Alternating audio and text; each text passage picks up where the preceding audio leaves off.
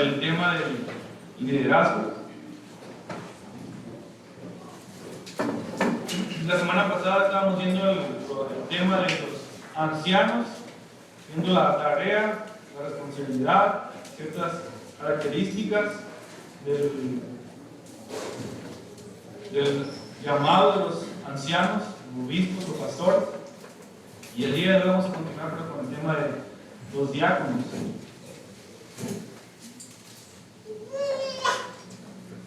Vamos a ver este pasaje basado en el libro de los Hechos, capítulo 6, versículo del 1 al 6,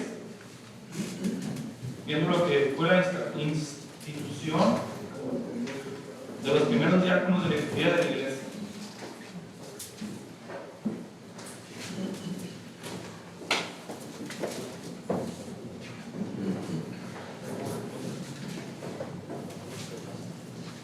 Permítame orar.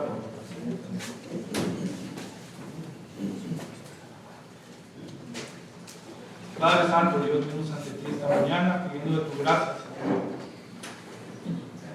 pidiendo de tu guía y presentando este tiempo, Señor. Ayúdanos a ser fieles a tu palabra, a tu mensaje, no presentando ideas personales ni ideas de hombres, sino lo que tú dices en tu palabra y lo que tú hablas en ella, Señor. Pedimos de tu guía esta mañana y ponemos este tiempo en tus manos, en nombre de tu Hijo amado Jesús. Amén.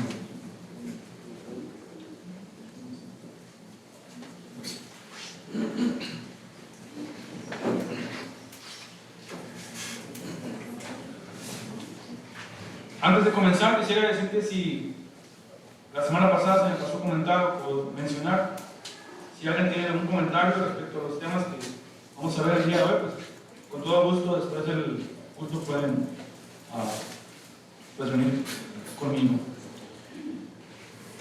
para comentarlos.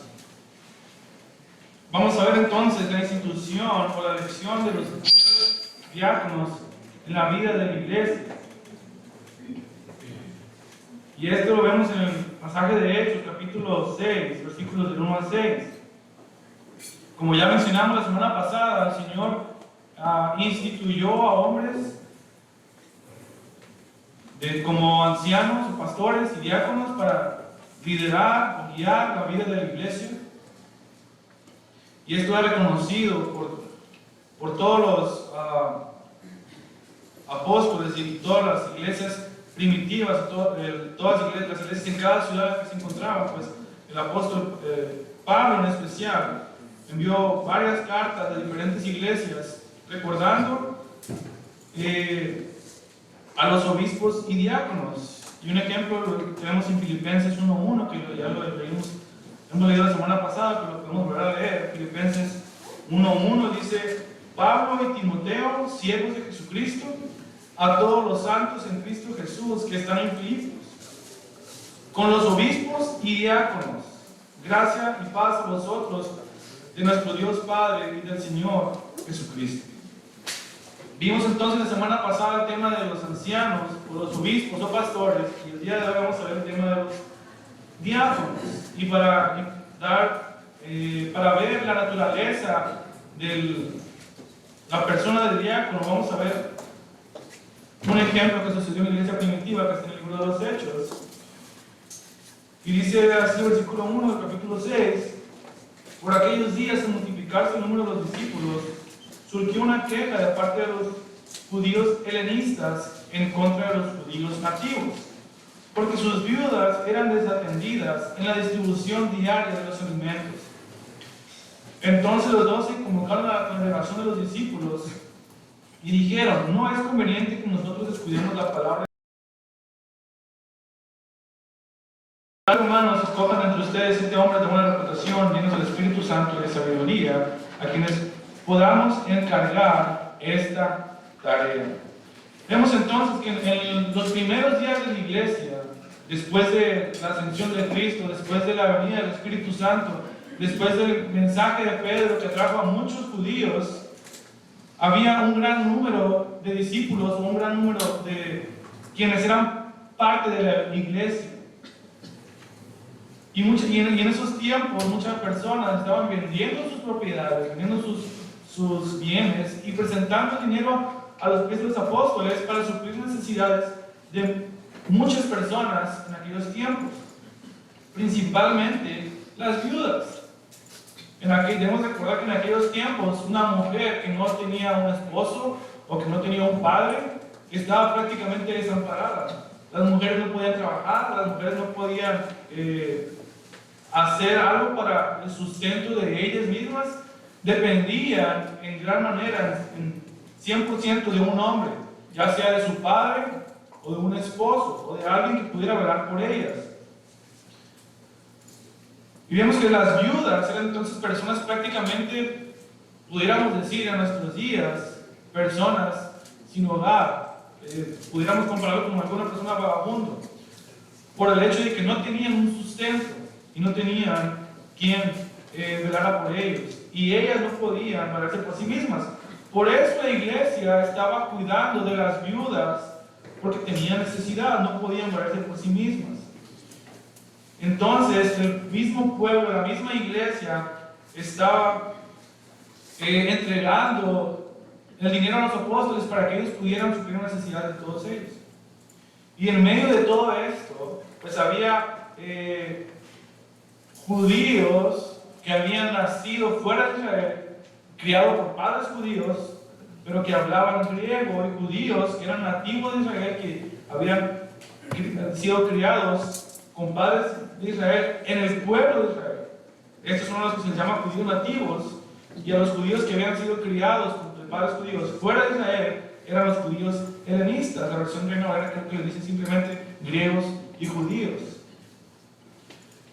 Entonces dice aquí que surgió una queja de parte de los judíos helenistas, o de los judíos griegos, en contra de los judíos nativos, porque ellos estaban diciendo que se estaba dando más atención a las viudas judías que a las viudas griegas, y ellos estaban empezando a quejarse, empezando a levantar esta inconformidad. Si pudiéramos pensar o pudiéramos ver, pues esta es la historia de la iglesia primitiva. Están empezando como iglesia, están poniendo ciertas cosas en orden, y tenemos a los mejores maestros que pudieran haber tenido después del Señor Jesús. Pues ellos habían estado con Jesús, habían aprendido de Jesús, habían escuchado a Jesús, habían vivido con Él, de manera que ellos sabían de manera de primera mano qué es lo que Jesús les había mandado, el mensaje que les había dado y cómo habían de vivir. El día de hoy tenemos la enseñanza de los apóstoles en el Nuevo Testamento, y esa es la base por la cual nos vivimos y la cual nos regimos. Pero pudieras imaginar la mejor iglesia del mundo, la iglesia más bendecida, o la iglesia, vamos a decir, con los mejores maestros o con los líderes más capaces. Era esta. Tenían a los apóstoles, quienes Jesucristo mismo les había encomendado el ir a diferentes lugares predicando la palabra, les había dado el poder de hacer milagros y prodigios. Y la mejor iglesia, el mejor lugar que tú pudieras pensar, no estaba exento de problemas o de quejas o de murmuraciones de parte del pueblo. Y este es un ejemplo. En esta iglesia estaban murmurando, se estaban quejando de que unas personas eran desatendidas y otras no. Y vemos algo que es algo natural en cualquier iglesia. Pudiéramos pensar, leemos estos pasajes y leemos los pasajes de Corintio, cómo el Pablo hablaba fuertemente en la iglesia de Corinto, que estaban pecando de manera deliberada, otros libros de Efesios, Gálatas. Vemos muchos contextos y muchos problemas en medio de las iglesias en estos tiempos. Y pudiéramos pensar, pues eso es lo que ellos vivían. El día de hoy no tenemos ese tipo de problemas. El día de hoy no hay todo es paz y tranquilidad en la vida de la iglesia. Ni siquiera en las mejores, y vamos a pensar, ver pastores en internet, ver sus predicaciones, ver conferencias, leer muchos libros y decir, pues yo quisiera tener una iglesia como ellos porque es una buena iglesia, es una iglesia sana. Lo más seguro es que no tiene ningún problema. Y la verdad es que no es así. Todas las iglesias tienen problemas, todas las iglesias tienen rencillas, y si vemos desde la historia de Israel, desde el pueblo de Israel, aún con Moisés, estaban quejando de Moisés. El pueblo de Israel siempre estaba quejando. Y en la vida de la iglesia y el día de hoy es la misma situación. Hay problemas, hay murmuraciones, hay quejas, hablamos por aquí, hablamos por allá. Y no vamos, y al final, cuando ya hay un problema que ya escaló a una situación más grande, pues ahora se vamos con el liderazgo y decimos, ¿sabes qué? Hay un problema, pasa esta situación, pasó un hermano, y se están quejando de esto y del otro. En lugar de buscar resolver problemas desde el principio, esperamos a que esto escale y vamos a liderar en lugar de tratar de resolver los problemas o situaciones nosotros mismos. Y no era la excepción en la iglesia primitiva, donde los apóstoles eran los líderes de esta iglesia. Entonces los discípulos, los apóstoles, estaban observando un problema. Y de ese problema vieron otro problema. Había una situación con las viudas griegas y las viudas judías, pero ellos observaron otra situación. Ellos decían, no es conveniente que descuidemos la palabra de Dios para servir a las mesas. Por eso dice que ellos escogieron de entre el pueblo 7 hombres de buena reputación, llenos del Espíritu Santo y de sabiduría, a quienes podamos encargar esta tarea. La tarea de distribuir los alimentos en la iglesia. Y esta es la parte esencial, la parte vital de lo que es un diácono. Servir a las mesas. Los diáconos son hombres que están sirviendo a la vida de la iglesia para aligerar la carga de apacentar a la iglesia de los ancianos o pastores, obispos. La responsabilidad es siempre, número uno, sobre los obispos o ancianos o pastores, pero los diáconos están para apoyar en áreas como esta. Los discípulos decían que no es conveniente que ellos descuiden la palabra de Dios, el estudio de la palabra, la oración, para presentar el estudio de la palabra a la iglesia, descuidar ese aspecto por servir a las mesas. Y no es que ellos estén degradando el hecho de servir a las mesas, sino que toma tiempo. Es tiempo que se puede invertir en la oración y en el estudio de la palabra. Por eso le tomaron, dice, a 7 hermanos, y no cualquier hermano. 7 hermanos de buena reputación, llenos del Espíritu Santo y de sabiduría, a quienes le pudieran encargar esa tarea. A veces pensamos, pues, yo no voy a servir porque yo no soy el liderazgo, yo no puedo hacer esto, así que, pues, que lo hagan los líderes. Todos somos llamados a servir. Pero incluso dentro de la vida de la iglesia, dentro del liderazgo de ancianos y diáconos, tienen que ser hombres llenos del Espíritu Santo.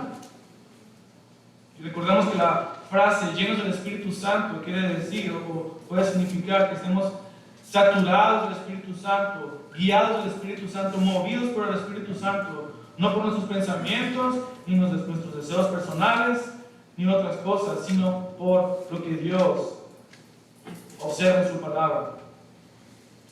Entonces dice el versículo 5, la propuesta tuvo la aprobación de toda la congregación. Y escogieron a Esteban, un hombre lleno de fe y del Espíritu Santo, a Felipe, a Prócoro, a Nicanor, a Timón, a Parmenas y a Nicolás, un prosélito de Antioquía. A estos los presentaron ante los apóstoles y después de orar pusieron sus manos sobre ellos. Vemos un punto importante, es que los diáconos o los servidores son personas que el pueblo puede identificar, pero que los ancianos o los líderes aprueban. El poner la mano sobre alguien es un significado de aprobar a esa persona. Y es lo que los apóstoles hicieron por ellos, estas personas que están aquí, y empezaron a servir. Y eso es lo que es la parte crucial de lo que es un diácono. Los diáconos son hombres que también son llamados por Dios, aprobados por Dios a través de los líderes de la iglesia para servir.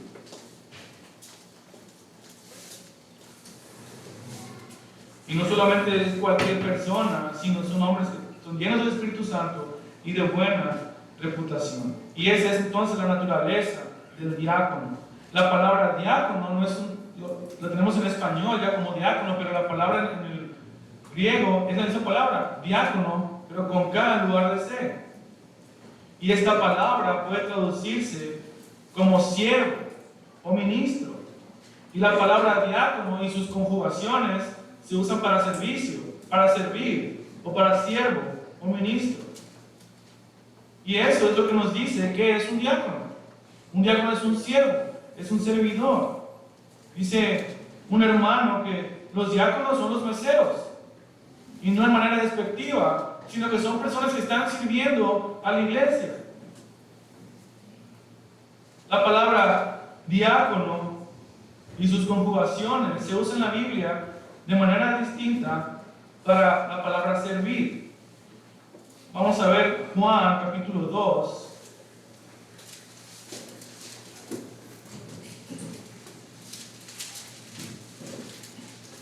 Juan capítulo 2.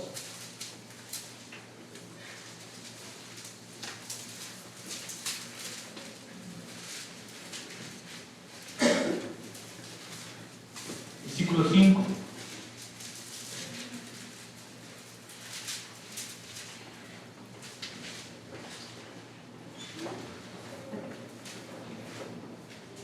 Dice así, su madre dijo a los que servían, esta palabra servían es una conjugación de diácono, y dice, hagan todo lo que él les diga.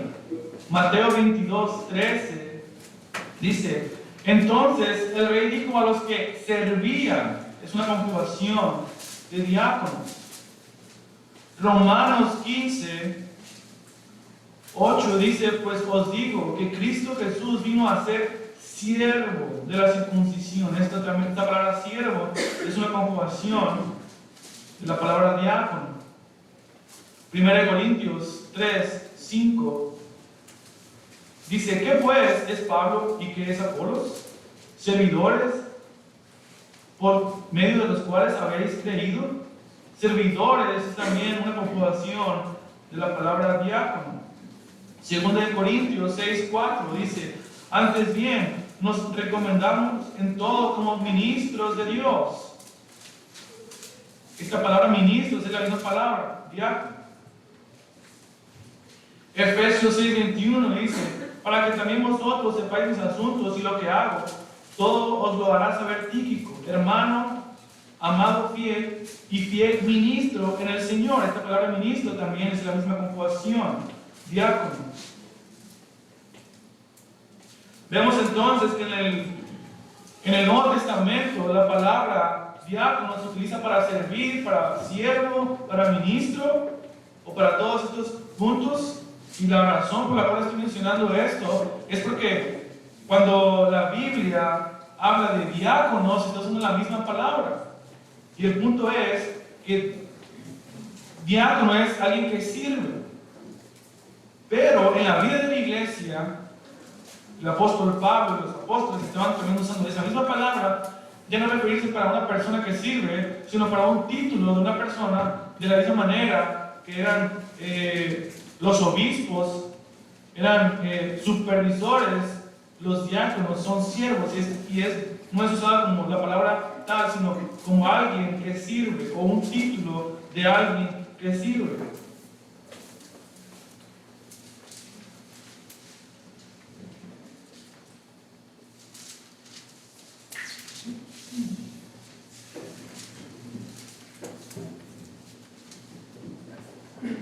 Entonces dice un comentarista, la incógnita respecto hacia el diácono es un oficio o un trabajo, se resuelve fácilmente diciendo que es ambas cosas.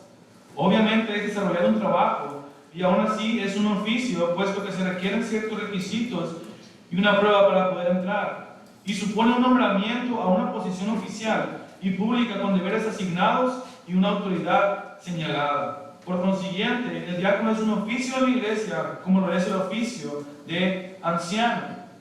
Veamos entonces, la naturaleza del diácono es el servicio, el servir. Y por el ejemplo que vemos en Hechos y por otros pasajes, vemos que en los primeros días de la iglesia, las tareas principales de los diáconos eran servir a los necesitados y a las viudas, a personas que no podían valerse por sí mismos.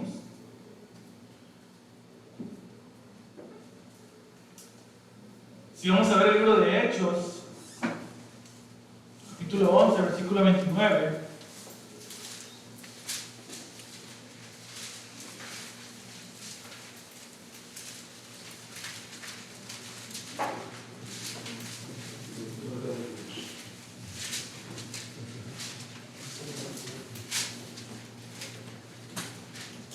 dice: entonces los discípulos, cada uno conforme lo que tenía, determinaron enviar socorro a los hermanos que habitaban en Judea. Esta palabra socorro es un verbo, es una conjugación del diácono o diaconía, es ayuda al pobre. Hechos 12:25 dice: Bernabé y Saulo, cumplido su servicio, volvieron a Jerusalén, llevando también consigo a Juan, el que tenía por sobrenombre Marcos. La palabra servicio está hablando de diaconía, supliendo necesidades del pobre. Romanos 15:31.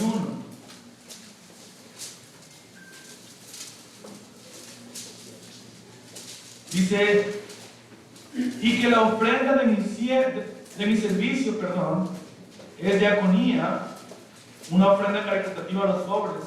La ofrenda de mi servicio a los santos en Jerusalén sea aceptada. Está hablando de la palabra servicio, de diaconía. Segunda de Corintios 8:4 dice: pidiéndonos con muchos ruegos que les concediésemos el privilegio de participar en este servicio para los santos. Y esta palabra servicio es diaconía, habla de una ofrenda caritativa. Segunda de Corintios 9:1 dice: en cuanto a la administración para los santos, es por demás que yo os escriba. Esta palabra administración es la ayuda al pobre, en la que habla Pablo.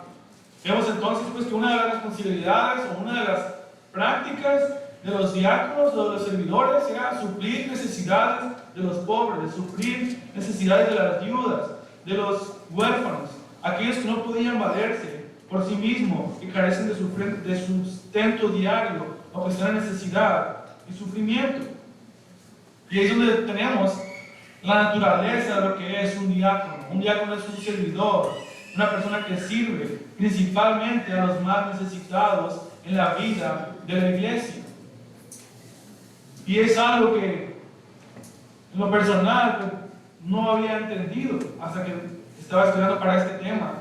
El hecho de que una de las tareas principales de los diáconos, de los servidores de Dios dentro de la iglesia, es suplir necesidades de los necesitados. En otras palabras, los diáconos son los que sirven de manera práctica, ocupándose de las necesidades del pueblo. Dice un escritor en el libro del Diácono del Nuevo Testamento: difícilmente se puede dudar que los funcionarios de la iglesia de Éfeso, quienes en 1 Timoteo son denominados diáconos, tenían como su responsabilidad primordialmente y quizá hasta exclusivamente el apoyar materialmente a los miembros más pobres o más desvalidos del cuerpo, con los recursos proporcionados por otros integrantes de la comunidad. Es difícil explicar la utilización de esta palabra de cualquier otra forma. Compartían con los ancianos el honor y la bendición de ser ministros reconocidos en la iglesia. Pero ese no era el aspecto más importante del trabajo. El servicio o ayuda para las necesidades de los miembros pobres era lo que más peso tenía. Esta es la responsabilidad número 1 de los diáconos en la vida de la iglesia. Suplir las necesidades de aquellos que dentro de la iglesia son más necesitados. Y el principio es este, que los diáconos sirven de manera práctica, ocupándose de las necesidades del pueblo. Como he comentado, en aquellos tiempos las viudas eran personas que no podían valerse por sí mismas. Y era por lo tanto el trabajo y obligación de la iglesia cubrir necesidades de ellas. Y los diáconos eran los que se encargaban de estas cosas. El día de hoy no estamos en las mismas condiciones. Es muy difícil que una persona llegue a esta condición, ya sea viuda o huérfana. El gobierno y otras instituciones cuidan de ellos, pero es obligación y responsabilidad de la iglesia de cuidar de los más pobres dentro de la iglesia. Y en ese sentido, buscando suplir la necesidad del pueblo de manera práctica, es que con el tiempo podemos observar otras cosas, como lo cual es el mantenimiento del hogar, el tener la organización logística dentro de la iglesia. Porque esas cosas, de manera indirecta, siguen siendo cuidar de las necesidades prácticas del pueblo, de la vida de la iglesia. De una manera u otra, esto se ha traducido o se ha,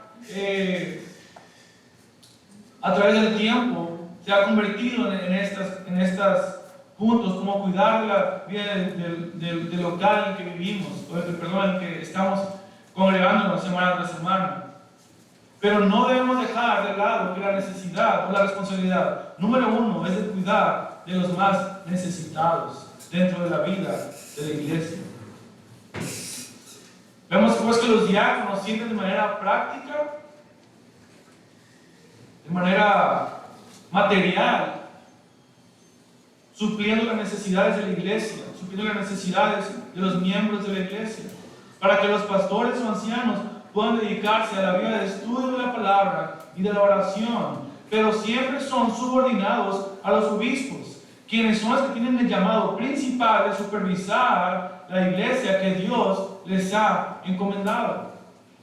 La responsabilidad o el llamado de cuidar a la iglesia, de apacentar a la iglesia, de proteger a la iglesia es de los pastores, de los ancianos, quienes trabajan en conjunto con los diáconos, subordinados y supervisados por los ancianos para suplir de manera práctica y material las necesidades de la vida de la iglesia.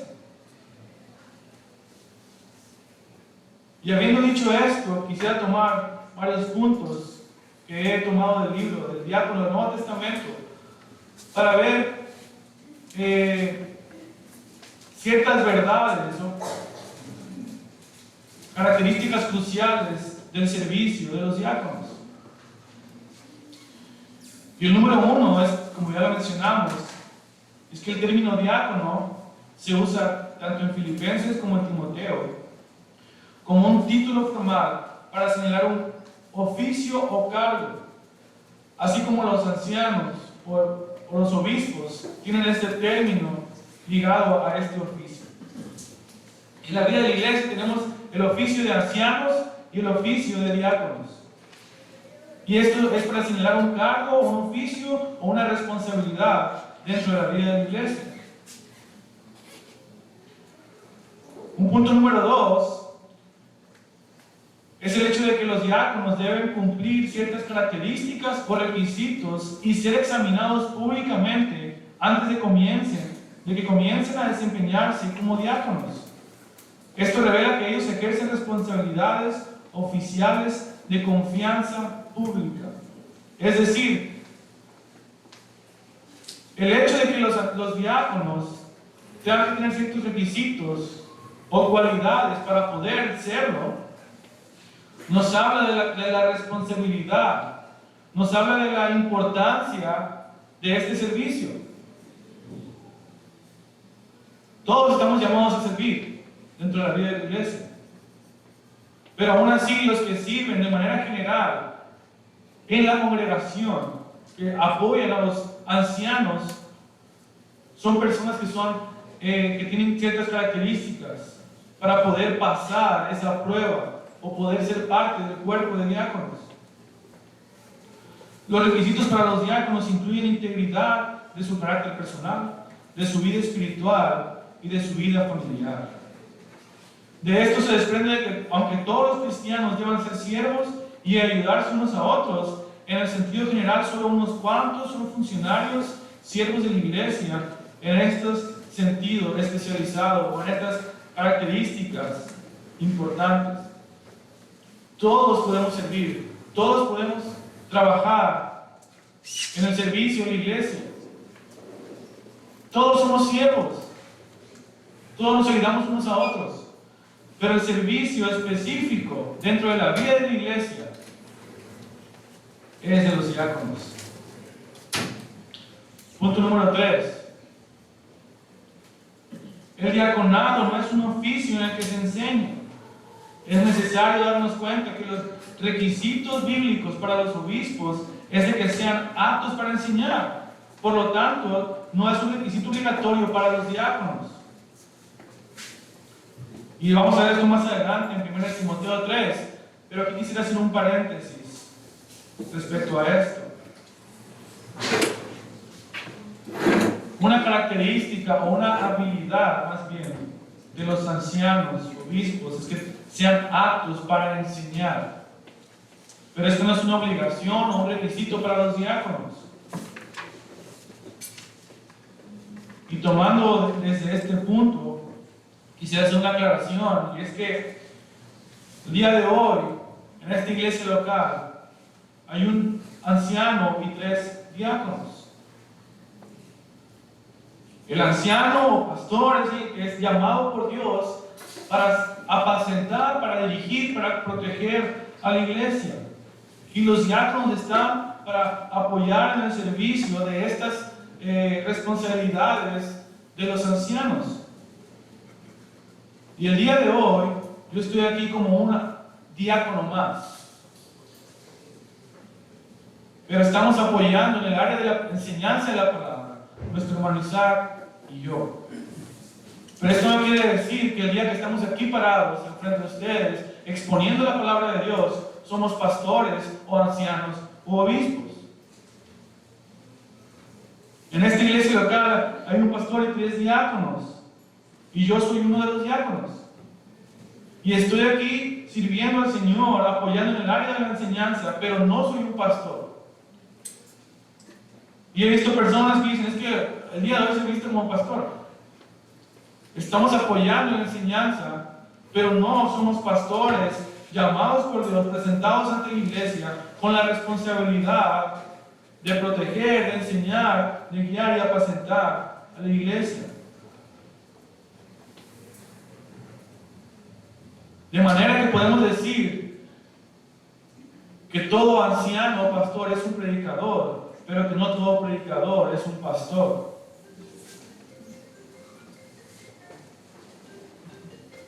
Es un requisito de los ancianos ser aptos para enseñar, pero no de los diáconos. Y el hecho de que estemos sirviendo, estemos apoyando, no quiere decir que somos pastores o que estamos sirviendo como pastores. No se nos ha sido nombrados, no se nos ha encomendado esta tarea, y frente a la iglesia somos diáconos. Pero no somos pastores. Y el hecho de que estemos predicando, estamos enseñando la palabra, estamos apoyando en el área de la predicación, pero no nos convierte automáticamente en pastores. Entonces el día de hoy estamos sirviendo en esta área, pero no quiere decir que un domingo que me tocó predicar fui pastor y otro domingo que no me tocó predicar no fui pastor. No es así. Y tiene que quedar claro, porque he escuchado comentarios de, bueno, es que el día de hoy tú saliste como... No. Estamos apoyando en el área de predicación, pero no tenemos ni el llamado, ni hemos sido presentados ante la iglesia como tal. Estamos apoyando en esta área. Entonces, no es un requisito para los diáconos el ser aptos para enseñar, pero sí de los pastores y ancianos. Punto número 4, punto siguiente, dice: el diaconado no es un cargo gubernamental dentro de la iglesia. La palabra obispo en sí y las cualidades y deberes fijados para los obispos o ancianos demuestra que los obispos deben proteger, enseñar y dirigir a la iglesia. Y el término diácono nos indica un cargo o un oficio de servicio y no de gobierno. Por lo tanto, las decisiones dentro de la vida de la iglesia, la dirección que se toma, la enseñanza y la protección está a cargo de los obispos, y los diáconos servimos. No somos quienes tomamos las decisiones, no debemos tomar las decisiones que corresponden a los ancianos. No debemos pensar que podemos tomarnos esa libertad, o no debemos pensar que cuando no están los ancianos, los diáconos gobiernan la iglesia. La iglesia está dirigida, cuidada, guiada, enseñada, apacentada por los ancianos. Los diáconos simplemente sirven dentro de la vida de la iglesia, como ya lo hemos mencionado, para que los ancianos o pastores puedan dedicarse a la vida del estudio de la palabra y la oración. Por ejemplo, imaginemos que una persona que es un anciano, un pastor, se la pasa todo el día arreglando el mantenimiento de la iglesia. Y llega un domingo y no tuvo tiempo para estudiar, no tuvo tiempo para preparar un mensaje, un sermón, para preparar la enseñanza a la cual venimos cada domingo a escuchar de parte del Señor. Los diáconos se encargan de manera práctica y material de las necesidades de la iglesia. Y son los ancianos entonces quienes protegen y dirigen la iglesia, no los diáconos. Punto número 5 dice: el diaconado es un oficio subordinado del anciano. Al asumir las responsabilidades de vigilancia, de supervisión de la iglesia local, los obispos también asumen la responsabilidad de dirigir a los diáconos. Al final de cuentas, los diáconos siguen siendo ovejas, siguen siendo pecadores que necesitan ser guiados, apacentados, enseñados, alentados por los pastores. De manera entonces que el diácono es un oficio subordinado al de anciano. La responsabilidad de guiar, dirigir, apacentar es de los ancianos. Y los diáconos también son dirigidos, apacentados y guiados por los ancianos. Punto número 6 dice que los dos cargos, obispos y siervos, se deben complementar el uno al otro. Uno es el oficio de supervisión pastoral y otro es el oficio de servicio práctico al necesitado. Como tal, un anciano, un pastor, puede hacer todas las áreas de servicio que hace un diácono, pero un diácono no puede hacer las que hace un anciano. Porque el anciano está llamado a la supervisión pastoral de la vida de la iglesia, enseñar la palabra, apacentar a la iglesia, suplir las necesidades espirituales de la vida de la iglesia. Y los diáconos prestan servicio al necesitado y a la iglesia. Dice aquí el comentarista Alexander Strauss: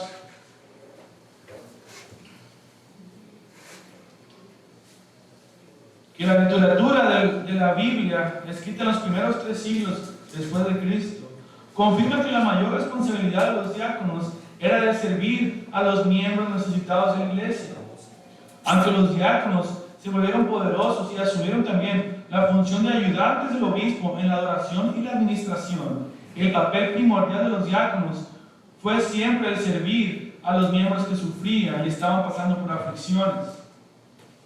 El diácono era una figura bien conocida dentro de la vida de la iglesia y estaba asociado primordialmente con la atención de los pobres y los enfermos. Vemos entonces que los principios que obtenemos en el libro de Hechos, capítulo 6, en cuanto al trabajo de los diáconos de ayudar a los pobres y necesitados, así como las enseñanzas dadas por los apóstoles a través de todo el Nuevo Testamento, nos enseñan que cada iglesia debe estar compuesta por un liderazgo de ancianos y diáconos, y que tienen que estar calificados para estar en esa posición. El cuerpo de ancianos y diáconos ayuda para que la iglesia pueda tener un orden perfecto en cuanto a las necesidades, tanto espirituales como materiales, de la congregación. Es por lo tanto que los diáconos y los ancianos deben trabajar de manera conjunta para ver por las necesidades del pueblo y las necesidades prácticas de cada uno de ellos. El hecho de que los diáconos estén de cierta manera a cargo o supervisando las finanzas no quiere decir que los diáconos tienen la autoridad para decidir en cuanto a lo que se hace con las finanzas. Son los ancianos quienes deciden cómo utilizar ese recurso para el beneficio del pueblo de Dios, aunque administrado o hecho en la manera práctica por los diáconos. Es necesario, pues, para que una iglesia pueda tener un orden debido en cuanto a la enseñanza y la vida práctica de la iglesia, que haya un liderazgo de ancianos y diáconos, que puedan realizar el llamado al cual han sido presentados para la iglesia. El hecho de la necesidad de presentar la palabra, la necesidad de ser alentados y exhortados unos por otros, la necesidad de tener una comunión unos con otros, son funciones vitales de la vida de la iglesia para que como creyentes podamos crecer en la santidad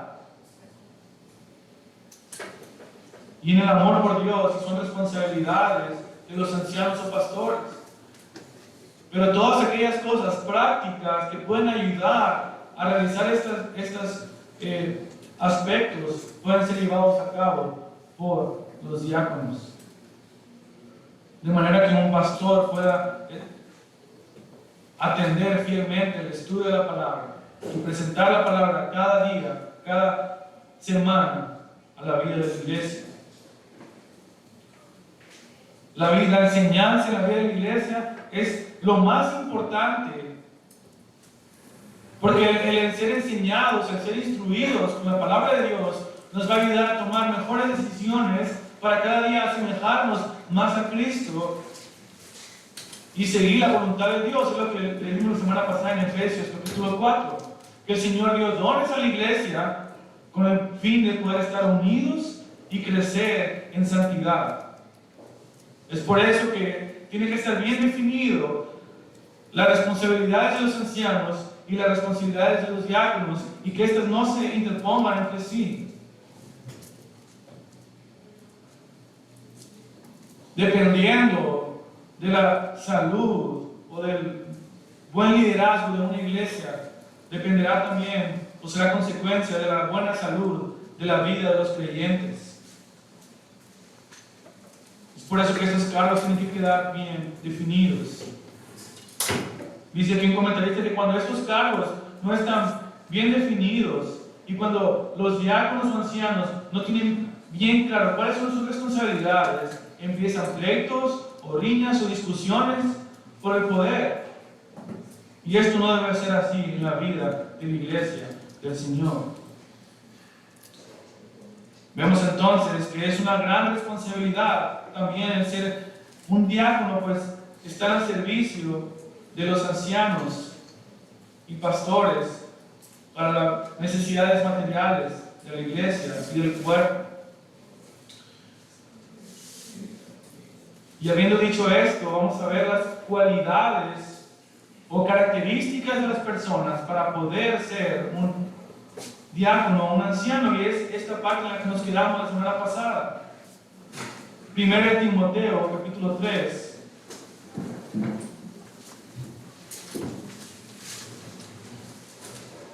Versículos del 1 al 7.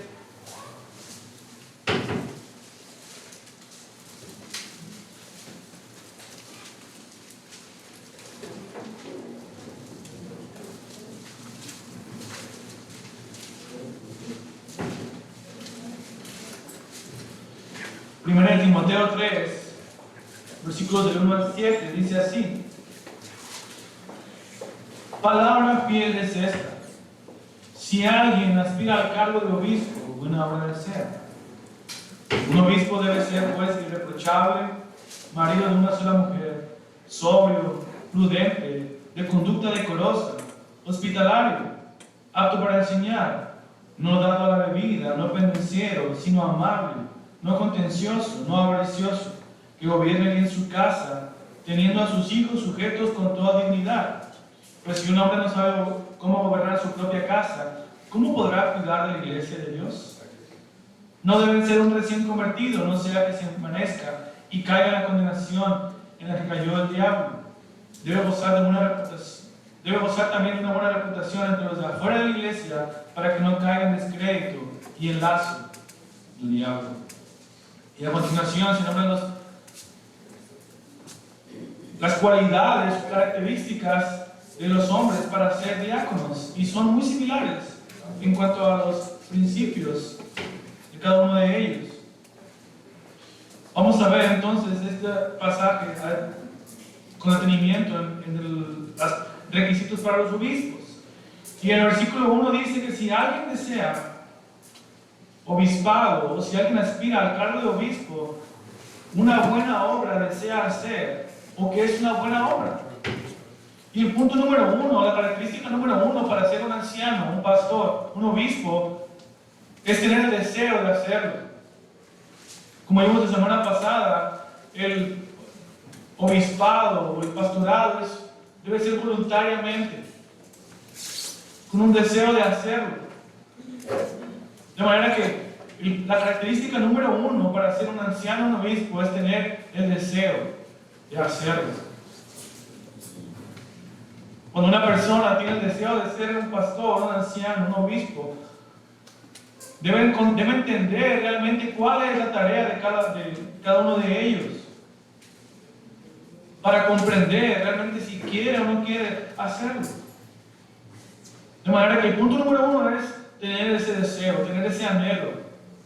Porque dice Pablo que es una buena obra, es algo bueno, pero el querer ser pastor no es suficiente, el tener el deseo de ser un anciano no es suficiente, tiene que tener ciertas características en su vida.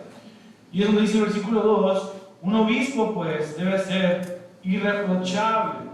Creo que la versión Reina Valera dice irreprensible. Y el hecho de ser irreprochable o irreprensible tiene que ver con que no puede ser acusado de pecado, de cualquiera de estos puntos que van a ser expuestos a continuación. No se le debe acusar con éxito de un pecado que lo descalifique para estar en esa posición. Y número 1 dice, un obispo debe ser marido de una sola mujer. Este es uno de los puntos más controversiales, pues hay diferentes posiciones dentro de la vida de la iglesia de qué significa ser marido de una sola mujer.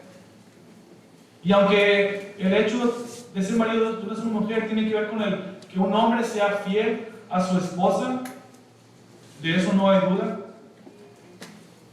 El hecho es que un pastor, un anciano, debe poder ser un ejemplo de fidelidad a su esposa en la vida de la iglesia.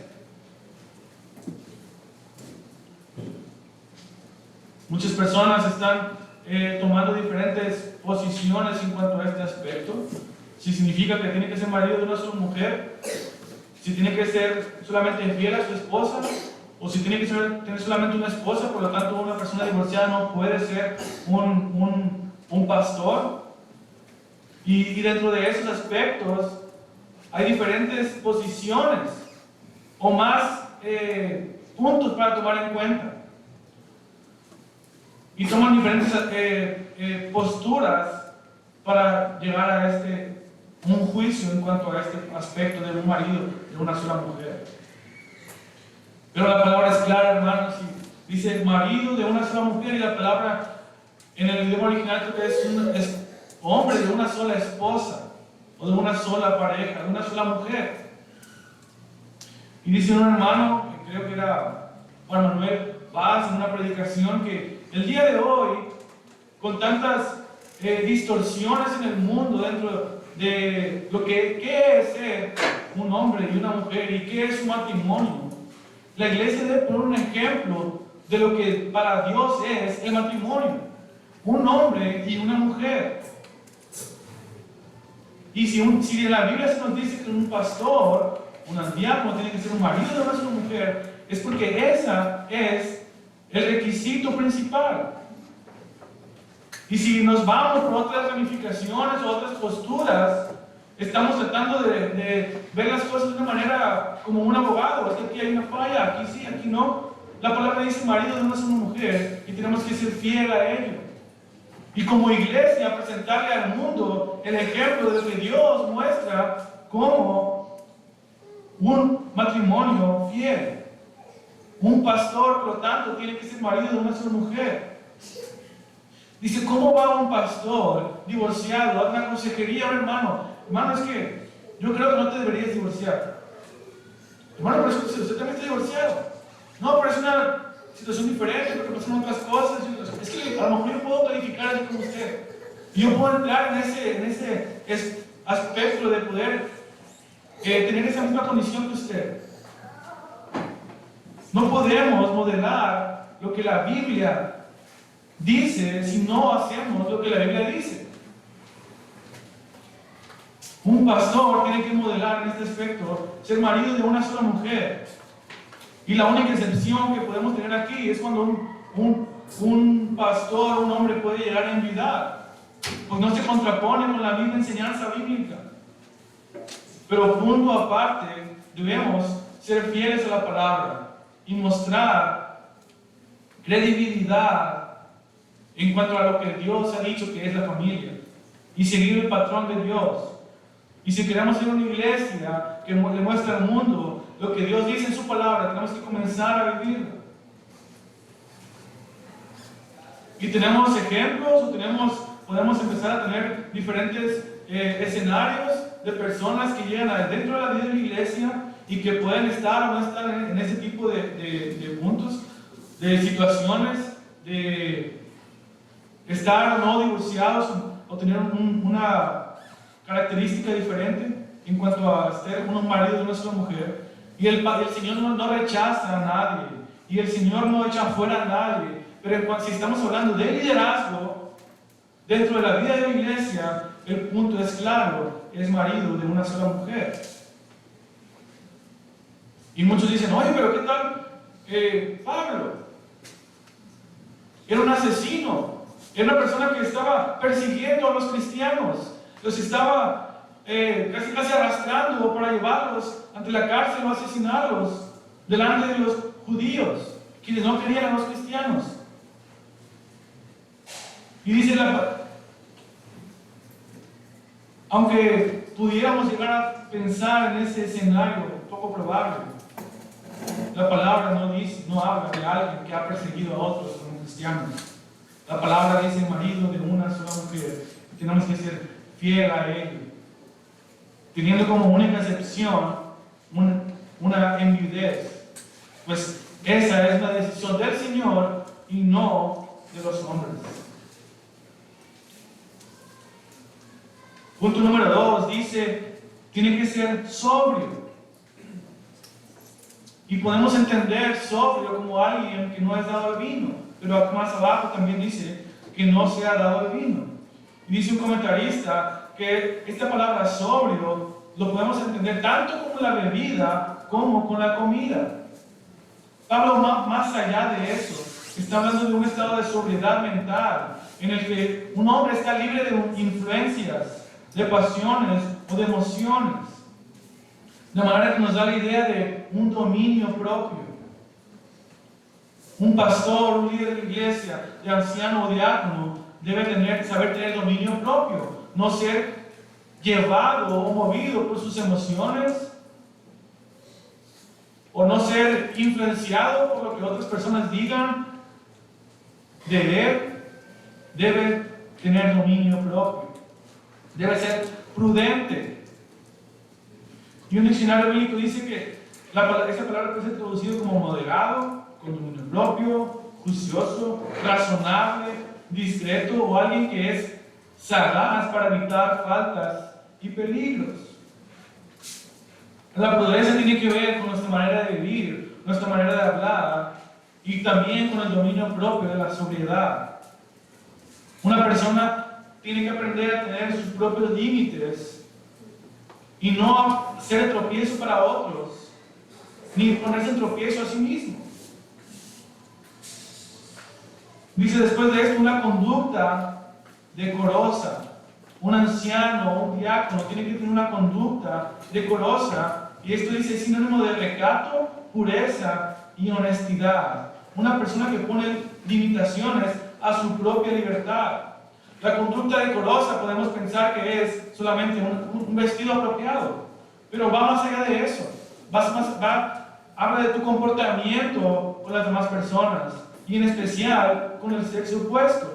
Cómo te comportas, cómo tratas a las demás personas, cómo tratas a las personas del sexo opuesto, con una conducta decorosa, con toda honestidad, buscando la pureza en su vida y no aprovecharse de ninguna situación. Punto siguiente dice, tiene que ser hospitalario. Y aquí un comentarista dice, la palabra hospitalario originalmente significó el amor a los extraños, y luego incluyó el sentido de aquel que se agrada en dar hospitalidad. Dice que en el siglo I, a menudo los cristianos se quedaban sin hogar en razón de la persecución, y el obispo debía mostrar compasión en esos casos y ser hospitalario. Por otra parte, debían recibir en su casa a los hermanos cuando estaban de viaje y necesitaban un lugar para pasar la noche. Y en el día de hoy no estamos en una situación de persecución o de necesidad como esta, pero también si se da la oportunidad, debemos estar abiertos a ser hospitalarios con los que lo necesiten. Enseguida dice apto para enseñar, y esta es la característica que si enumeramos las cualidades de ancianos y diáconos, es la que hace la diferencia. Se espera pues que un obispo, dice aquí, sea capaz de enseñar de forma sencilla la voluntad de Dios para la vida diaria. Se espera que un pastor o un anciano pueda tomar un tiempo para estudiar la palabra y predicar a la iglesia, y que la iglesia, al entender la palabra de Dios, al escuchar la voluntad de Dios a través de ellos, puedan tener vidas más santas o llegar a la unidad o a la santidad en sus vidas. De manera que este es la única requisito, que no es una cualidad de su vida, sino que es una habilidad o de un don. Todos los demás puntos son cualidades de su vida. Cómo tiene que ser, cómo debe comportarse, cómo debe relacionarse con los demás, cómo debe relacionarse con su familia o con los de la vida de la iglesia y de afuera. Pero este punto, apto para enseñar, es una habilidad o un don necesaria de los obispos y que no es requerida para los diáconos. Como la necesidad principal es de ser enseñados en la palabra del Señor, esa también es una necesidad importante en la vida de los ancianos. Versículo número 3 dice, no dado a la bebida. Y esto habla sencillamente de no emborracharse o no de embriagarse, lo cual sería, dice, impropio de un obrero del Señor. El pecado de la borrachera, dice, lleva consigo muchos otros pecados. Por ejemplo, la inmoralidad, las malas palabras, la desvergüenza, el pleito, la soberbia, etc. De manera que un siervo de Dios, un obrero de Dios no puede ser dado al vino o a la bebida, no puede caer en este pecado de embriagarse. Y esto va relacionado con los siguientes puntos. Dice, no pendenciero, sino amable, no contencioso y no avaricioso. No pendenciero tiene que ver con la idea de no buscar violencia, no estar buscando problemas con otros. Y no solamente llegar a los golpes, sino, dice, violencia de palabras, de discusiones vanas, o de comentarios hirientes contra otros. Un obispo, dice, no debe ser propenso a caer fácilmente en provocaciones, ni tampoco debe buscarlas. En cambio, por el contrario, debe ser amable, no contencioso, no buscando problemas. Un líder de Dios debe ser un pacificador. Y el siguiente punto dice, no avaricioso. Creo que la versión Reina Valera dice, no debe buscar ganancias deshonestas. Como vimos en el pasaje de 1 Pedro 5 la semana pasada, un anciano debe ser sincero, con un deseo sincero de realizar este oficio, no buscando el beneficio propio y no buscando tampoco entonces el enriquecerse. El día de hoy es muy común que en la vida de las iglesias de falsas doctrinas la gente sea engañada para pedir dinero de la congregación. Si tú das, el Señor te va a multiplicar. Si tú das, estás comprometiéndote con Dios. Si tú das, vas a tener una bendición en tu vida. Falsas enseñanzas que solamente buscan extraer dinero o recursos de la iglesia. Y un anciano dice, no debe buscar ganancias deshonestas, no debe ser avaricioso. Y esto no solamente implica el dinero, sino obtener cualquier cosa de manera ilícita. Por lo tanto, el robar, el extorsionar, el pagar mordida, como dicen, no debe ser característica de un anciano, de un líder de la iglesia. Versículo número 4. Que gobierne bien su casa, teniendo a sus hijos sujetos con toda dignidad. Pues si un hombre no sabe gobernar su propia casa, ¿cómo podrá cuidar de la iglesia de Dios? En el pasaje paralelo a este punto, en el libro de Tito, se dice también que tienen que tener hijos creyentes, que no sean acusados de disolución ni de rebeldía. Y muchas personas están también tratando o tienen diferentes posturas en este aspecto. Y el hecho es que tienen que un pastor, un anciano, un diácono, tienen que tener su casa en orden. Tienen que tener su casa, sus hijos bajo sujeción. Dice, no tienen que estar al borde de una ruptura, de una bomba o de algo que implique que su casa esté llena de problemas. Y en última instancia, el hecho de que diga en el pasaje de Tito, que hijos creyentes, dice también de que el pastor tiene que enseñar primero que nada la palabra en su casa.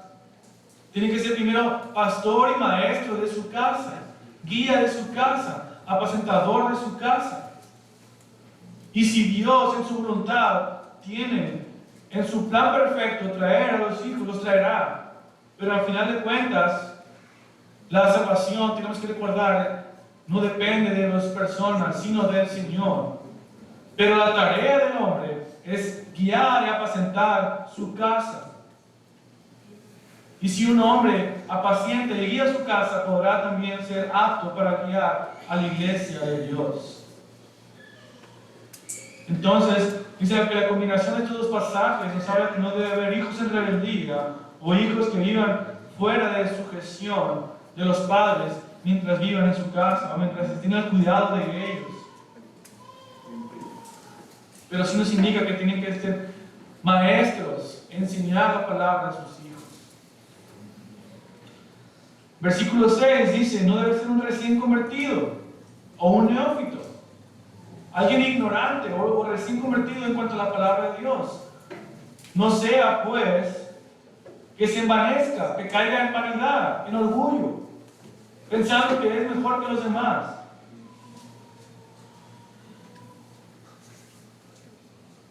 Dice que no sea que se envanezca, que caiga en la misma condenación que la que cayó el diablo. Y versículo 7 dice, debe gozar también de una buena reputación entre los de afuera de la iglesia, para que no caigan en desacrédito y en el lazo del diablo. Todos estos aspectos, estos puntos, tienen que ver con llevar una vida recta, ser fieles a sus esposas, ser buenos administradores en sus familias, no ser amantes del dinero y no deben ser dados al vino. Y si vemos las características de los diáconos, son similares, si por los puntos o los aspectos resumidos son los mismos. La única diferencia entre diáconos y ancianos es que los ancianos tienen que ser aptos para enseñar, para predicar la palabra, para enseñar el Evangelio y la voluntad de Dios a los demás.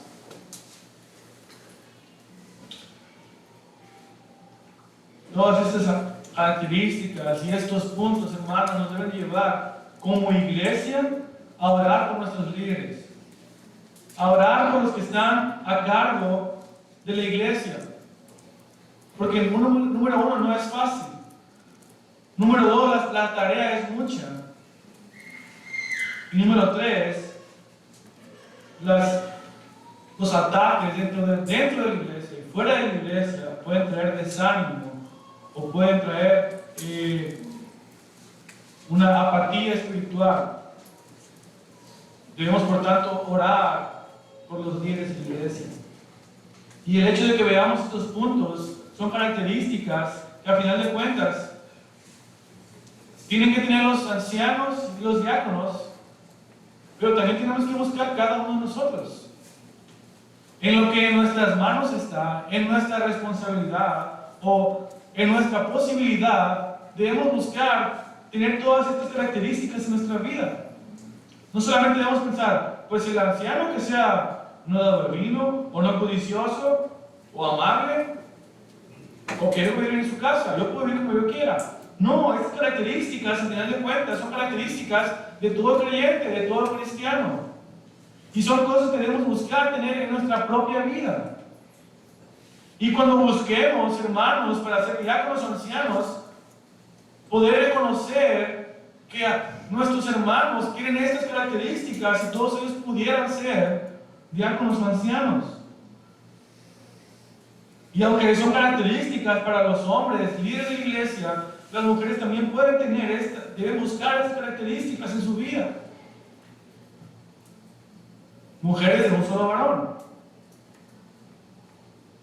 Pero también debemos tener ese deseo, esa intención de tener estas características, de poder vivir de esta manera, con prudencia, sobrios, buscando la justicia, no iracundos, amables, no pendencieros, hospedadores, no codiciosos de ganancias deshonestas. Son características que todos nosotros debemos buscar tener en nuestra vida, porque aunque son la manera en que vamos a filtrar quienes pueden llegar al liderazgo de ancianos o diáconos, todos debemos anhelarlas, tenerlas en nuestra vida como fruto del Espíritu Santo. De manera que quiero enfatizar el hecho de que, aunque la Biblia dice que tienen que ser irreprensibles o irreprochables, eso no quiere decir que nunca van a pecar. Y tenemos en nuestra idea este pensamiento de que son los líderes, tienen que ser perfectos, tienen que ser como mal pensamiento de como el Papa Santo y tiene que vivir una vida pura, y si no vive una vida pura, pues lo echamos fuera porque no cumple con las características. Esto no quiere decir eso. Y más allá de estos puntos, de estos pecados que descalifican a un líder de la iglesia, un pastor, un líder, un anciano, un diácono, siguen siendo hombres, pecadores, salvados por gracia de Dios, que van a fallar, que se van a equivocar. Pero en su equivocación, poniendo aparte estos puntos que los descalifican como líderes de la iglesia, en su equivocación, vemos su reacción. ¿Me equivoco? Digo, hermanos, me equivoqué. Creo que hice una mala decisión y vamos a cambiar de rumbo. En el libro El siervo fiel, escrito por varios autores, hablando de las características de un buen pastor, dice, un buen pastor toma las mejores segundas decisiones. ¿Por qué? Porque tomó una decisión, se equivocó, hermanos, creo que hicimos esto mal, vamos a cambiar de rumbo. Pero ¿qué pasa? Y se equivocó, no es un buen líder, y empezamos a apuntar, empezamos a juzgar, empezamos a apuntar con el dedo y decir que no son buenos líderes, que empezamos a crear murmuraciones, comentarlo por aquí, comentarlo por allá, y empezamos a armar división dentro de la vida de la iglesia. Ese no es el punto. Sí, son pecadores, podemos exhortarlos, podemos animarlos, podemos corregirlos con la palabra de Dios. Y siempre y cuando no sean de estos puntos que los descalifiquen, ya no tienen en sus vidas, no tiene que ver si pecan o no, sino cómo reaccionan cuando pecan. ¿Reconocen sus errores? ¿O empiezan a justificarse y decir, no, es que yo hice, pero que tú lo hiciste así, tú lo hiciste así, yo me equivoqué por ti? No. Tienen que ser humildes para reconocer sus errores y tomar cambios en su vida. Pero no son perfectos. Tenemos esa mala idea en la cabeza equivocada que son líderes perfectos y tienen que ser perfectos y todo perfecto, y si no, pues buscamos otras personas. Y si ya le exhortaste, ya le animaste, ya le dijiste, hermano, esto dice la palabra, ya estás viendo esto, esto y esto, y si no hay un cambio, entonces sí, estás descalificado para ser un líder dentro de la iglesia. Pero antes de murmurar, ve con el hermano y dile cuál es su problema, y si no cambia, entonces sí. A lo mejor hay que tener un cese. Pero tenemos que recordar que como decía Suger Michelin, los pastores también son ovejas que necesitan ser guiados y enseñados, exhortados, alentados, guiados por los demás.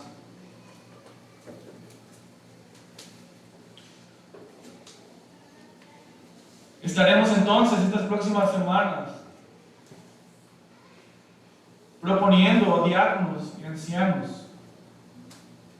Tenemos 2 semanas, hermanos, para prepararnos en oración delante del Señor, examinar las cualidades, las responsabilidades de cada uno de ellos para proponer hombres fieles.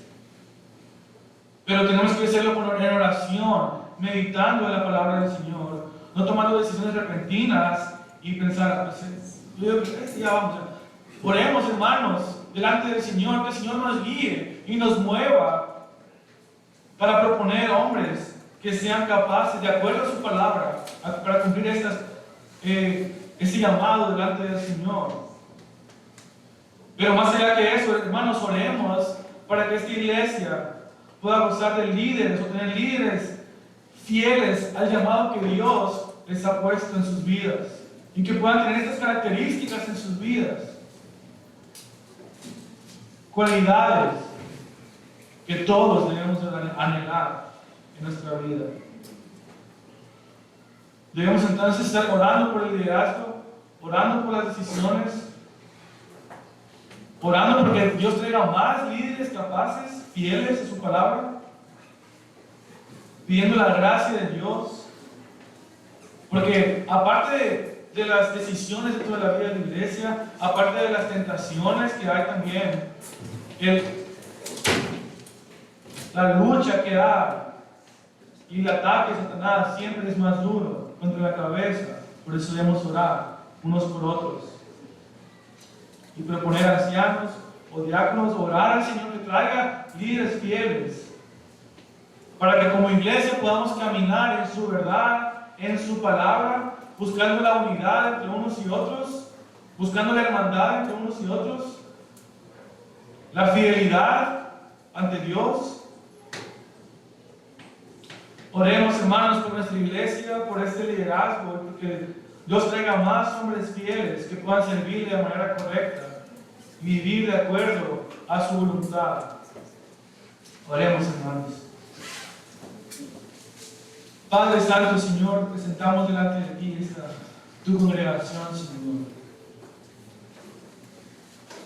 Pues sabemos, tu palabra nos dice que hemos sido comprados con sangre, con el sacrificio de tu Hijo Jesucristo. Por lo tanto, la tarea de servir y de apacentar no es fácil, Señor. Y no es algo que deba ser tomado a la ligera. Pues es tu iglesia, es tu cuerpo, son tus hijos. Somos tus hijos, Señor, y pedimos que tengas misericordia de nosotros, fortaleciendo a esta iglesia, fortaleciendo a esta congregación, empezando por el liderazgo y después por la congregación entera, Señor. Ayúdanos a ser fieles a ti, fieles a tu palabra, fieles al llamado que tú has otorgado, Señor. Y pedimos que nos ayudes, Señor, a cambiar si hemos fallado y que traigas más hombres fieles a tu palabra para cumplir el llamado que tú estás haciendo, Señor. Gracias por tu palabra. Gracias, Señor, por la salvación que nos has regalado. Ahora ayúdanos a crecer en santidad, en pureza, para tu gloria, en lo individual y como congregación. Porque en última instancia, Señor, somos hijos tuyos, somos tu iglesia, Señor. No es ni de los líderes, ni de los que hablan en la iglesia, sino es tuya, Dios. Obra en ella. Guárdala de peligros y de los falsos maestros y las falsas enseñanzas, Señor. Ahora permite, Padre, que podamos crecer en el entendimiento de tu palabra para poder aplicar estas verdades en nuestras vidas, tanto en lo personal como en lo grupal, Señor.